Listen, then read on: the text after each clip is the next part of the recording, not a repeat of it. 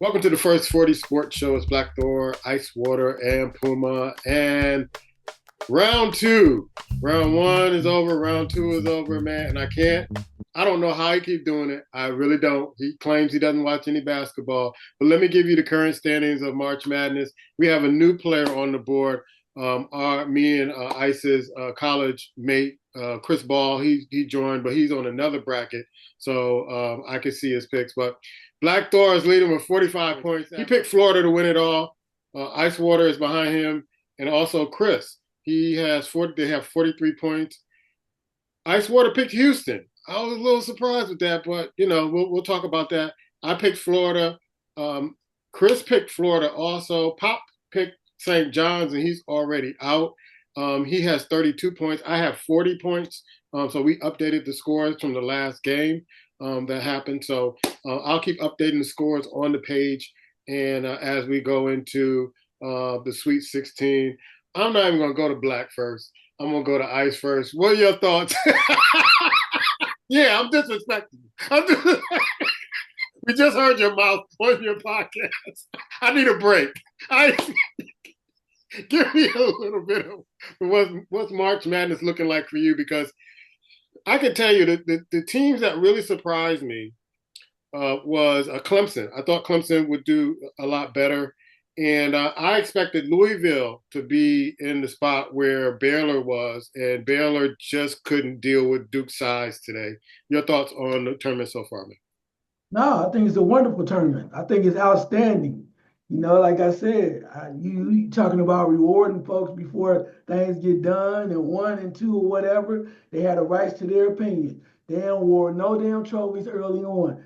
And Kansas City thought they was gonna win the Super Bowl this year, triple to three times, right?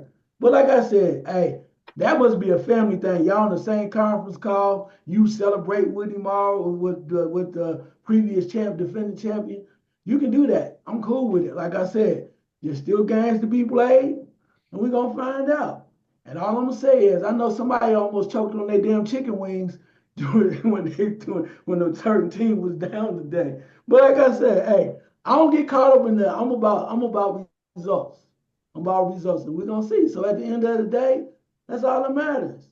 I'm all about results. Some people have amnesia. I'm not gonna bring up something else though. Some people have amnesia about certain things because when it's right in their situations, they feel really good about it. So they remember those things. But where I'm from, when they say black people is called amnesia, you forget other things because it does not resonate with you. But it's all good. Again, all I'm gonna say is it's been interesting to see how this goes. I am happy to see where the rest of these teams are going right now. I want to see certain games coming up, Auburn and Michigan. I think that's going to be a hell of a game. I think Michigan is, like I told you guys earlier, they've made some runs and doing some things. Duke is playing real well right now, and it'll be interesting because Florida beat the defending champions. It'll be interesting how they move forward with that too. And you mentioned before the reason why I picked Houston. Yeah. Went long and hard, and I thought about that. I knew I couldn't pick Alabama because they've been losing too many games. And I looked at Florida as well, but the reason why I picked Houston, I think really believed that Houston believed that they should have won it last year when their guard got hurt. And I think old boys on a mission, and they're gonna really come at it. They really want to win this. Not saying Florida can't win it. You saw some flaws with missing free throws and things like that too. So I chose Houston. I said, let me try something different. I think that they have a damn good shot. They played a hell of a game against Big Gonzaga, last night. That was a hell of a test for them. They got Purdue coming up. They should beat them. So, I think they got a good chance than anybody else. So, again, though, for me, it's still wide open, bro. It ain't over. If you want to celebrate with him, that's cool. That's cool. And look, like I said, it's not over. When it's over, then we have a discussion. But right now, there's still games to be played. So, last time I checked, did somebody win already? Is it Nope. over? Nope. Okay. Well, the way you were saying it before on this podcast, like it's over. No, not in the least bit. Okay, I was Yeah. just checking. Maybe I missed No, something. no, Maybe I no. missed the memo. I'm just trying to figure out why the brother in first place. Maybe I missed the memo. I don't know. Maybe that's your concern. It's like, look, when I played basketball, I never worried about till the game was over, bro. That's just me. But if you want to go on and Is it Star Unbelievable. Wars? Like I said, there might be a family thing y'all do or something like, you can see before it is over. Oh no, no, no, I'm not conceding. I'm just saying, No, no, no, no. because the way you come across this, like the game's over. Again, hey, we'll see what happens at the end. There's still more games to be played. That's all I got to say. Well said. Black, I was looking at the game last night with Houston, and here's why I picked Florida. Florida has been really kind of kicking ass all year, and they've been under the radar. Nobody's really been talking about them, and they can play any way you want to play. Today's game, I didn't get to see today's game, but I heard it was pretty tight. UConn with UConn, and then I heard about the coach, with sour grapes against the referees in that game, and that not being a good look. And one of my cousins sent me some of the things. I guess he said to the Baylor team that I hope they don't screw you like they screwed us, kind of thing, when they were getting ready to go out and play. So, your thoughts, man, so far? You're in the lead with 45 points. Ice and Cris are behind you by 2 points, so there's a lot of basketball left to go. Your thoughts, man?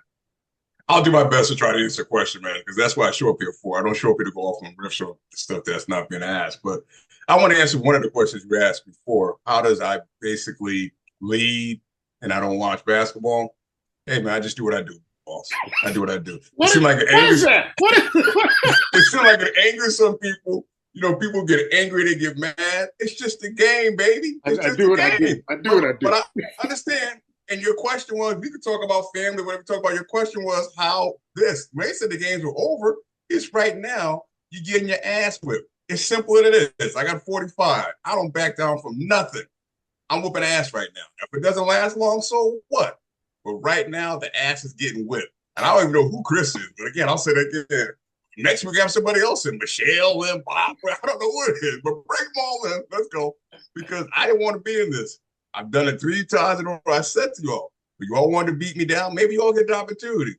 But you don't ask a man, what he does. The man just do what he does. And I've been whipping ass for the past 3.5 years. And this past weekend, you said Friday, Saturday. It's been Thursday, Friday, Saturday, Sunday, been whipping ass. That's some so ass, if you ask me. But not to let me in. I said, don't let me in. Don't let me in. When I was watching so far the tournament, it's been pretty good. It's been pretty good. I don't see any standout teams. I really don't. I see teams that basically, I think they're all unbeatable if you catch them on a good point. Just like Florida, they almost went down to UConn. I did not like her Hurley handle that. Yeah, I said that to you earlier. That's not classy. That's not sophisticated. And at the end of the day, man, you got to realize you're coaching young men. You're setting the tone for how they're going to view things and look at things. You're their coach, bro. Somebody like, somewhat of a part-time dad. So if you're out there, blaming the referees for what didn't get done, bro. We can't do that. We can't do that. And I just don't like that at all. But even last night watching Houston and Gonzaga had them on the ropes, man. They had them on the ropes. I think Houston's a better team, but they had them on the ropes. And that St. John, Arkansas game, a pretty good game. I like that game for a few reasons because the teams weren't really popping 3-pointers. They had to find other constructive ways to basically play and win. Arkansas basically wore them down, but I don't understand, and I hate to, look at it this way, but the young man that basically was the Big East Player of the Year, whatever, couldn't even show up. I don't know if it was something mental, what the case may be, but his game was not there. So a lot of times, man, you put these young men or men in situations, and that's what happens. But overall, man, the play's been pretty good. The play's been very good. I just like that, when if you turn on a game, it's nothing dominant. It's basically watch some good basketball. It's nothing dominant. But again, man, I am who I am. I don't hear that family stuff, none of that stuff. We ain't talking about family when other things happen. I'm talking about basketball. I'm not talking about something else. Family ain't got nothing to do with it. I show up and I stand on my own 2 feet. And there's nobody giving me no prize anytime soon, early, whatever the case may be. But as we speak today on this episode, I'm whooping ass. So what I want to find out from the 4 of us now is, I want to go back to you, Black. Who were your final 4? I took 4 teams I thought that were strong. I mean, I like Florida to basically win. I thought Auburn, for the most part, can kind of get there. I didn't trust it to kind of basically get over the hump. I didn't, I really think it's a good possibility because I kind of thought about Duke too. I kind of, part of me believe this is just Duke year. I think Duke's been coming along for a period of time. They got a player now that can kind of carry them for the most part. So it would not surprise me if Duke kind of basically cut the nets down. When I look at the brackets and I look at Houston, Houston finds a way every year, man, to battle through. But they get to a certain point, and we know what they do. They get to a certain point, and they just kind of like froze up. And they kind of did a little bit of that last night against Gonzaga. But those to me are the four strongest teams that I saw out there. And out of the four, I thought Florida would basically cut the nets down. Okay. Ice, who are your final four? So I had the same Final Four: Auburn, Florida, Duke, Houston. And like I said, Auburn for the early on was probably the best team in the nation because they have size, they have great guard play. But the last couple games for whatever reason, they haven't been playing strong. But I thought they could get through. Florida, I put them through because I thought UConn might have a chance. But if they didn't get through the next two games, they should possibly make it to the Final Four. So that's why I chose them to make it. Duke is just, when you look at that bracket, there's not a lot there in the East. So they're moving forward, and that's why I thought they would get through. And Houston, I mean, Houston's on a mission, man. I mean, granted, minus the free throws and whatnot, they play strong as hell. They got shooters, and they're not afraid. And they come at it. They'll battle anybody at any time. So I like their chances. I mean, they could come up short, but hey, like I said, last year is a possibility. They could have won it all if they had a guy who hadn't gotten hurt. So, I watch them battle all the time against other teams, and I think they have a good shot as anybody. So we'll see. Yeah, they were playing really aggressive last night up until the last couple of minutes, and that bothers me. But my final four is Michigan State against Florida, and then Alabama against Houston, and I have in the final Florida against University of Houston. That's my final. Your final, Ice? Actually, Auburn. I got Auburn going to the finals. Auburn versus Houston. Okay. And Black? Oh, Florida and Duke battling out, baby. Florida and Duke. Okay. Chris had Auburn and Florida and Duke and Houston. Oh. Duke and Houston in the Final Four. And he had Florida against Houston and Florida winning with 168 points. So, yeah, total points. So we'll see. We'll see. It's been exciting. I've only gotten to see a few games. I've been watching a lot of highlights. My thoughts off the court is you got to do something about Kenny, Charles, and you got to do something about them. I can't stomach watching them anymore. I always watch Candace Parker and the rest of those folks. Jalen Rose is a great addition to it. He does have some experience in this, so yeah. But the sad note that we're going to talk about is George Foreman. George Foreman passed yesterday, and one of the things that I always think about how he was when we first knew about him, as opposed to the second coming of George Foreman, when he later came on and became like a household name. Everybody had a George Foreman grill, and he became this guy who was so lovable that even in his 50s fighting, we didn't want him to stop fighting, but he had made his money. I'm going to go, me and I do a fighting show. I'm going to go to him first. George Foreman passing away yesterday. Your thoughts on the former heavyweight champion? Yeah, just more like a Renaissance man, and he was able to do that because he changed. And we said earlier, one of the changes for him, besides his faith, was the fact that he saw the example that Muhammad Ali set. Because initially he was following what Sonny Liston was really mean, and they called him the bear and whatnot. He just seemed like a very angry person. But then George Foreman said he took a step back and he watched Ali very closely, and he saw how he was able to move through. Things were happening for him. Life was changing. He was asking himself, why was he so mad and walking around like that? And then he said he started to emulate that a little bit. He said he learned a lot from Ali. The one thing too was, Foreman was probably known as one of the most unstoppable, hardest puncher boxers early on in his career. A lot of people were afraid of him. This is a guy who won a gold medal, right? And he came along and probably one of the few people in boxing that was really, you call him the Joe Frazier stopper. There's only one person that really could really stop Joe Frazier with his style. And, I think I was really surprised by the fact that before he made this comeback as an older boxer, the way that he just kind of vanished from boxing. Because he lost to Ali, and then you're like, well, if Ali goes away, he's going to be the guy. And he kind of vanished. And then you go back to it where he lost to Jimmy Young, the counterpuncher Jimmy Young, and he just disappeared. He disappeared until he came back with Ali. But then when he came back, the resurgence, He became likable. We talked about earlier about him selling the grills and things of that nature, and became a strong boxer. The one thing about him was he was always big, and one thing about him as he got older, George Foreman never lost his knockout power. He could have been 78, probably still knocking people out. He never lost that. He could take major punches, and he was really knocking out young guys. Like when he knocked out Michael Moore to win the belt. I mean, it was just amazing.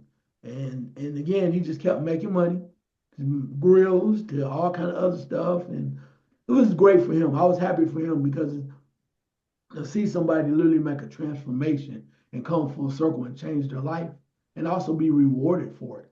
You know, his family lived pretty good, a well life to do life, and to see him happy instead of walking around being angry. So may he rest in peace. He was a good dude. Appreciate them grills, and may your family have comfort as they deal with your loss.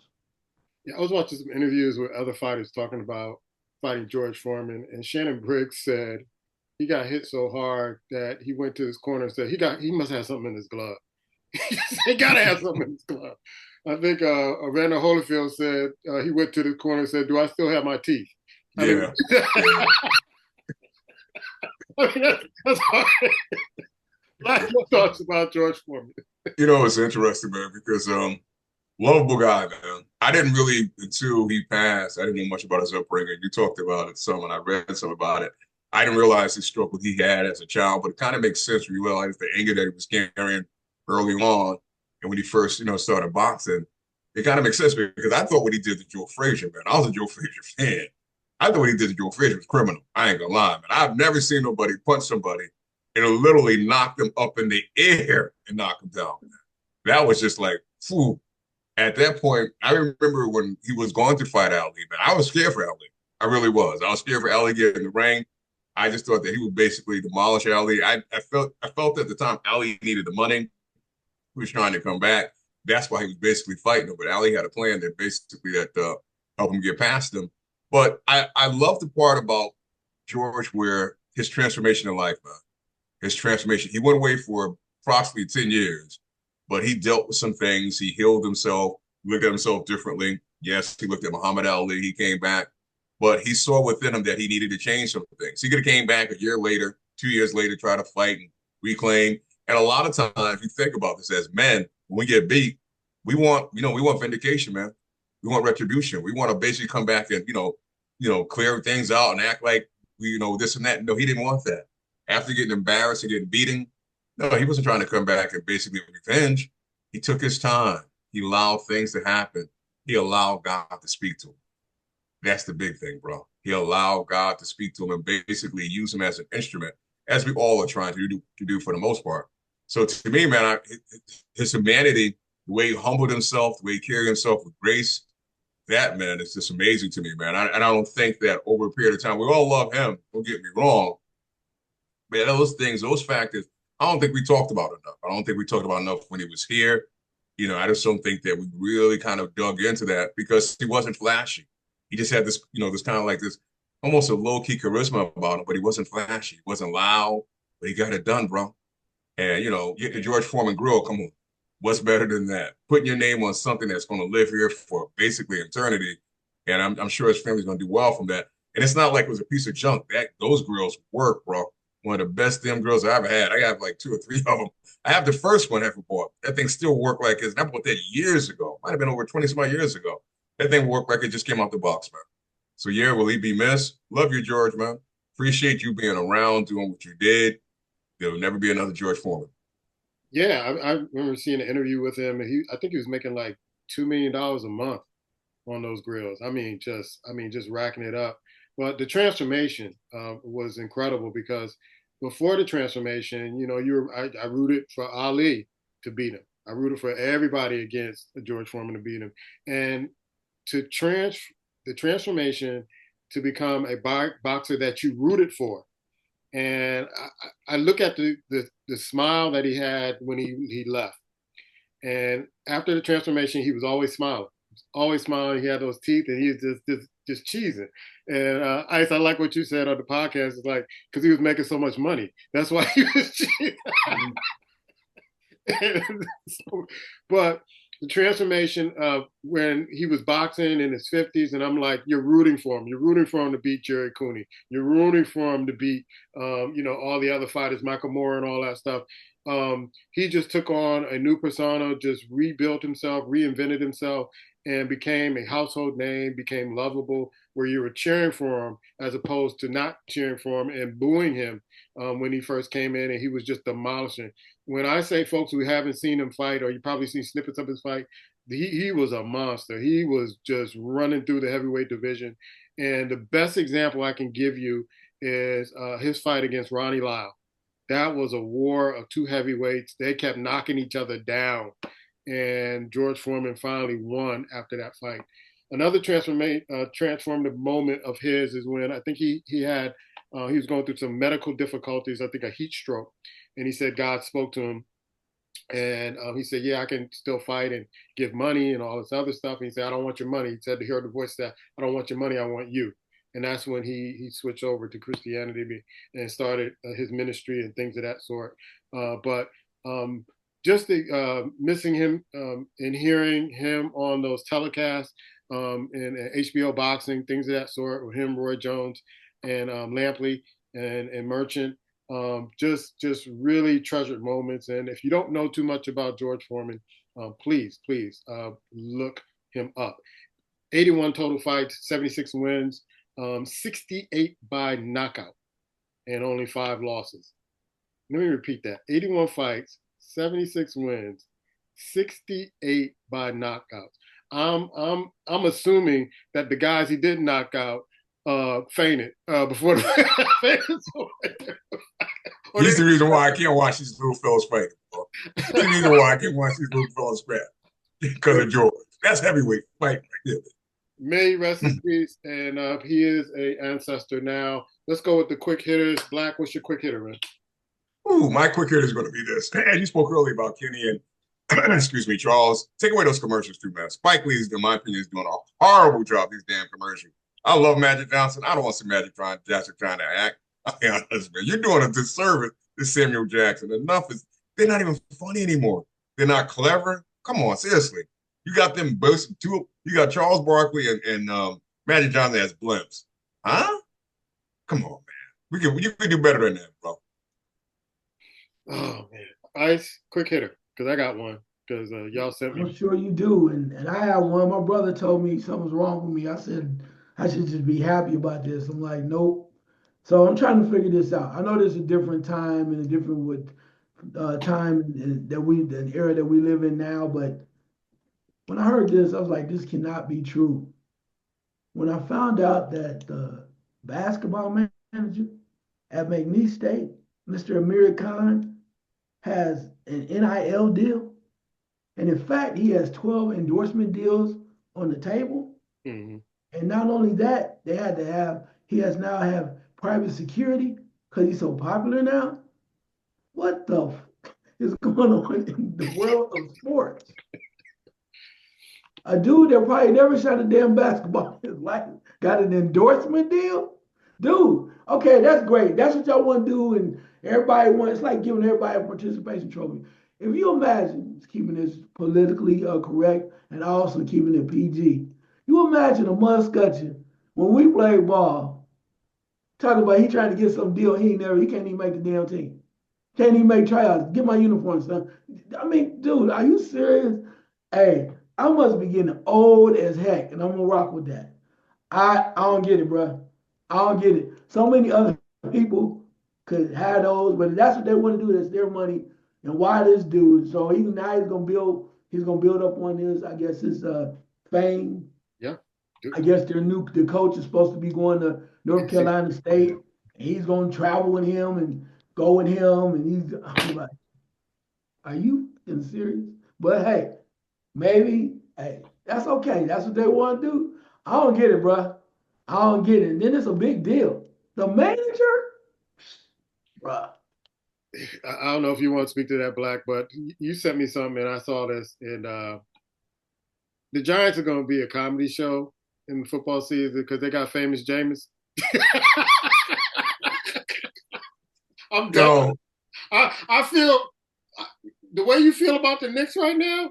I feel about the Giants right now. I'm like, I'm what is gonna give you a the different Xbox? spin, man. What is the I'm Xbox? gonna give you a different. I'm gonna give you a different spin, and this is just my personal spin, bro. I think we're wrong on this, man. What? I think here's why I think we're wrong. Not on him playing, but we watch white quarterbacks get great deals all the time that don't deserve it. This cat got a chance to play. Jamison, we know who he is, man. He got a chance to play in New York City, bro. We should be supporting this brother, man. Years ago, we were howling and screaming. We want black quarterbacks. We want black. Guess what? The Giants just basically signed a black. Now, I'm not saying he's going to take it. I'm not saying that at all. But look at the quarterback that they gave the money to. They didn't deserve it. Yeah. I look at Kurt. What's his name? I was going to go on Kurt Russell, but what's his name? Went to Atlanta. Come on, man. We had this. I remember a long time that quarterback played for the Rams. I can't think of his name. He came out and got $50 million as a rookie. So I'm tired of seeing white quarterbacks playing and can't play with the beans and get money. So I saw Jameson walk around York today, give people high five. I love it. Because why jackass Aaron Rodgers sitting around, bro, I don't know what you're thinking. You should have basically gave money to go play in Minnesota. You sitting around didn't want to playing that little game you play with Green, but they ain't playing with you no more, man. So I love the mere fact that just because the Giants ain't gonna win no games anyway, they're gonna be stink. They got one receiver to throw the ball to. Make your money. I hope he turns this into something great for himself after the season, bro. Because once you play in New York and New York loves you, Jameson ain't stupid when you think about it. Once he get in New York and he get loved, guess what? He's gonna get paid outside of football. That's what I'm rooting for. Yeah, he's right. I mean, I think that's the main reason why he went, besides the money. Because, he was at the Super Bowl doing media stuff, and it really was kind of hilarious and funny. So what better way to get your face out there, talk to some people. We probably do some stuff after the season, in between or whatever. So, I mean, I always liked him. I always thought he was hilarious. I thought he was crazy. Football-wise, you kind of go, he going to give you what he give you. I mean, he going to throw the touchdowns, but he also going to throw probably just half as many interceptions. But that's what he is. He going to win you 5 games. Okay, he can win you 5 games. The other 11, I mean, here's what it is. But he's going there to have fun. I mean, you can't be mad. I agree with that. You can't be mad at him from getting money. New York needs some help too, because they're trying to move up, but the way it's looking right now, don't look like Tennessee or Cleveland coming off of that. So, it might, unless they get the 3rd pick or whatever, I mean, however it goes, but the point of it is, or move up to 1 or 2, we might as well get somebody. I mean, because at least we know he's gonna do something. Oh yeah, he's gonna do something. but then again, he might be a good backup if you find somebody. That's what I'm afraid of. He's gonna do something. He's gonna do something. So look, on the field, he's gonna do something. But since you're doing that, you might as well go and sign Aaron Rodgers. Now that would be hilarious. Aaron Rodgers and him on the same squad. Oh my God, that would be hilarious. I'd love to see that. Here's another one, real quick. For the last 2 months, I've been hearing the word physicality, and I had to really look it up. The physicality of this team, because I didn't think it was a real word. I really didn't think it was a real word until I had to look it up, because everybody's saying it in college basketball, the physicality. So today I just meant, it's a real word. I think it was invented in the 1500s. So yeah, they brought it back. So okay, last second shot, Black. Wow, man. Sometimes you're surprised the hell out of me. I'll start with saying that. But anyway, man, I'm gonna go back to what I was saying about James, because it's gonna be my last second shot. And I think sometimes, man, we gotta give some people grace, bro. No, he's not Joe Montana. No, he's not lighter. But again, you gotta remember, man, this cat is playing NFL quarterback in football. When he came in the league, he was doing some dumb stuff. And we all thought when he went down to a certain place, he was gonna lose it and be arrested like every other weekend. He hasn't, man. And this guy has a harder goal, bro. Has a harder goal. So sometimes you just gotta be a little easier. I'm gonna take the word a little, I'm gonna say a lot. A lot of time, black people gotta be a lot easier on other black people, man. And that's what I see here with Jameson, man. Yeah, we know who he is, what he's capable of. We know sometimes he's silly. But I thought the best thing, man, when he talked to, I think I sent you the video. He was at the Super Bowl. When he talked to, he was asking, what's the name, Barkley, about playing quarterback. He said, it took the Giants and he'd go back. Look what happened, man. Yeah. Look what happened. So to me, the brother's employed, man. He's employed because, again, white quarterbacks been stealing money for you. They still doing it, bro. Go to Jacksonville, stealing money. Go to Miami. No, not Miami. Go to, Jacksonville. Go to the Chargers to an extent. That cat's stealing some money. So Jameson, get yours, man. Like, Ice would say a long time ago, get your millions, man. Get your millions. Ice, last second shot. Yeah, it's a little obscure. My brother and I had this conversation. I could not stop laughing because it shows you how I'm gonna use that word physicality. You know how certain basketball has definitely changed from the time, whoever's coming up and whatnot. And some things are just crazy in the way that it's changed. There's not been a lot of physicality. So the game was between Purdue versus McNeese State. Purdue won the game 76-62. And they have an all Big Ten center, Kaufman Wren, that's really strong, very physical. He's really tough. And then he ran into these brothers from McNeese State. And when I tell you, these dudes are so physical, they jumping over your back, they hitting you, elbowing you, hitting you in the mouth, anything they can do to get to the ball. That's how we grew up playing basketball in the park. Yeah. I called my brother. I said, did you see this? I said, that dude just laid down, eyes closed, he holding his head on. Because they was like, look, we may not win, but damn it, we're going to win the physicality war. And they beat the hell out of him. I was watching, I was like, are you watching this? And my brother was like, that's wild. That's remember the park? 1 o'clock in the morning with the 40 ounces on the side in the brown bags, bro. And the headlights on. Oh, dude, bro, we used to hoop all night. You go to the rack. You're like, damn, and there you call a foul. But watching that and on live TV during a tournament game, they're probably going to make sure all of those guys, I'm surprised they didn't bring up on charges because they beating the hell out of that dude. But if nothing else, they had a moment and they gave me a little laugh and humor, even though they lost to Purdue. Thanks, guys. One of the things that you hear about, veteran coaches like Rick Pitino is that they don't really kind of stay with the times. And I saw an interview with him not too long ago where they were asking him about recruiting. And he said, recruiting? He said, I'm not recruiting freshmen. He said, I'm going to the portal. He said, we had to jumpstart this really quickly, and I'm going to the portal. He was like, why would I go and recruit, chase around a freshman? He stays 1 year and he goes off. Where I can go to the portal where these guys understand the college game. They understand that they have a role to play. I can get what I need from the portal, and I can keep a team in contention every year. And I'm like, that's thinking, and that's why he's a legendary Hall of Fame coach. And the other thought I have with this is that it's going to really change the game of basketball to a point where we don't even recognize it anymore. And a lot of teams like McNeese State and all these other teams that we never heard about are going to be really good. And it's going to be unpredictable. So kudos to Coach Pitino. You had a hell of a season. I have a newfound respect. I know he got in trouble a few years ago, but I got a newfound respect for him because he's changing with the times. And a lot of other coaches, football and basketball coaches, bowed out. He took on the challenge and he said, you know what? If the rules change, I'm going to play by the rules, but I'm going to stretch them as much as I can. And I ain't wasting no time in recruiting when everything is in the portal that I need. That's our show. We'll talk to you soon. Peace.